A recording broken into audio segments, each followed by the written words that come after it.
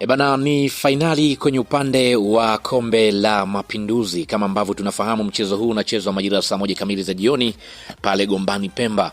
Moja ya mechi ambayo kila mmoja anakwenda kuitazama kwa jicho la kiutofauti, maana ni moja ya mechi ambayo timu zote zinaonekana kukamilika zaidi, haswa kulingana namna ambavyo kilivyo kikosi cha Yanga, lakini pia namna ambavyo kilivyo kwa upande wa kikosi cha Azam FC. Sasa hii ni finali ambayo itachezwa majira saa 1 kamili, na mimi tayari hapa nina kikosi ambacho kinatarajia kuanza kwenye mchezo hapo baadaye dhidi ya Azam kwa upande wa klabu ya Yanga. Kikosi ninacho hapa ambacho mwalimu Pedro Goncalves yeye kwa upande wake ameamini kwamba ndicho ambacho kinaweza kikaenda kumpa matokeo ya ushindi na kuondoka na kombe hilo. Wanayanga wanakuambia kwamba wao wakiona kombe basi watalipambania vilivyo ili waweze kulibeba moja kwa moja. Sasa kabla sijakwenda kukuangazia hapa kikosi kwa upande wa klabu ya Yanga, nikukumbushe tu hii hapa ni Swahili Media. Kama bado hujaweza kusubscribe, basi nikuombe subscribe ili tuwe pamoja siku zote. Mimi naitwa Chicha Rito. Karibu tuweze kuangazia kikosi kwa upande wa klabu ya Yanga dhidi Azam kwa siku ya hii leo. Kwa upande wa Yanga inaingia kwenye finali ya kombe la mapinduzi dhidi Azam ikiwa na kikosi chenye mchanganyiko wa nguvu, kasi na ubunifu mkubwa. Kwa upande wa mwalimu Pedro Goncalves anatumia mfumo ambao unalenga kumiliki mpira, presha ya juu na mashambulizi ya haraka pembeni. Hiki hapa ndicho kikosi. Kwa upande wa golini yupo Komein Abubakar. Mpaka sasa hivi kwenye upande wa kombe la mapinduzi Komein Abubakar hajaweza kuruhusu bao lolote. Ni kipa ambaye ameonyesha utulivu mkubwa. Ni golikipa ambaye ameweza kuonyesha namna ambavyo ameweza kudhibiti box lake na kutokuruhusu mabao kwa upande wake. Ni mmoja mchezaji ambaye tunaweza nikasema kwamba ameweza kufanya kwa usahihi zaidi kulingana na kile ambacho ameweza kukionyesha kwa upande wa golini. Wakati huo pia kwenye upande wa beki ya pembeni kulia yupo Kibwana Shomari.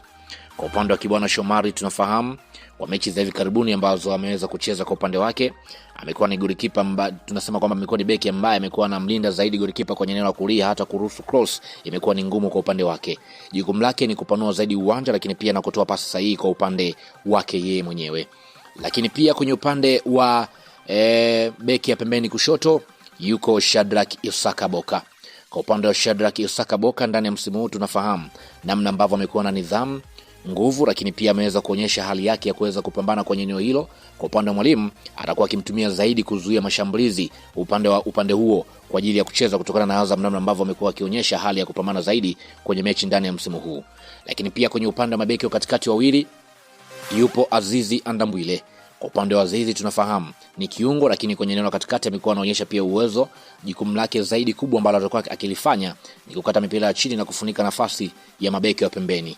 Lakini pia Frank Ansinki yeye atasimama kwenye eneo hilo la ulinzi. Kwa upande wa Frank Ansinki tunafahamu ni mchezaji ambaye amekuwa na utulivu wa hali ya juu kwenye ulinzi, ni mchezaji ambaye amekuwa na uwezo mzuri wa kucheza mipira ya juu.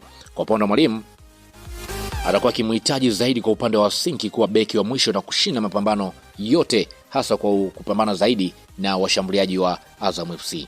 Lakini pia nikienda kutizama kwenye eneo la viungo, kiungo mkabaji yupo Moussa Barakonte. Kwa upande wa Conte tumeweza kuona namna ambavyo amekuwa ni mpambanaji, amekuwa na uwezo wa kukata mashambulizi na amekuwa ni mchezaji ambaye amekuwa na stamina kubwa.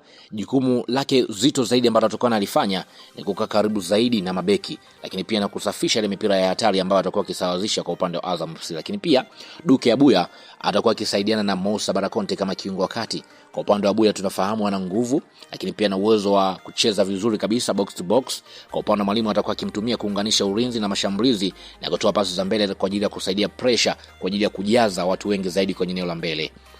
Wakati huo pia Pacome Zouzoua atacheza kwenye eneo la kiungo mshambuliaji. Kwa upande wa Pacome tunafahamu amekuwa ni mbunifu mkubwa, pasi za mwisho, kutengeneza nafasi, lakini pia amekuwa anafika kwenye eneo la kwa haraka zaidi.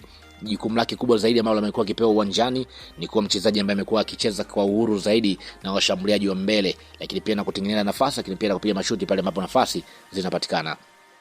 Max Nzengeli atacheza kwenye eneo la wingi pembeni kulia. Kwa upande wa Nzengeli tunafahamu kasi yake, ujasiri wake mkubwa, amekuwa ni mtulivu, amekuwa anaingia kwenye nafasi kwa haraka zaidi. Kwa upande wa mwalimu atakuwa anamtumia kuvunja ulinzi wa Azam na kufanya dribble kwa upande wake kwa ajili ya kuingia ndani. Wakati huo pia Celestine Ekua atasimama kwenye eneo la wingi pembeni kushoto. Kwa upande wa Ekua tunafahamu ni mchezaji ambaye amekuwa anacheza licha ya kuwa na pressure kubwa, lakini bado jukumu lake kubwa amekuwa akionyesha kasi yake. Kwa sasa unaona kabisa kuna mabadiliko na namna ambavyo amekuwa akiingia kwenye eneo la kushambulia. Wakati huo Prince Mpumelelo Dube hii leo anapewa nafasi pia ya kuanza baada ya mchezo uliopita kuanzia bench, lakini kwa wakati huu anapewa sasa nafasi ya kuweza kuanza kunako kikosi.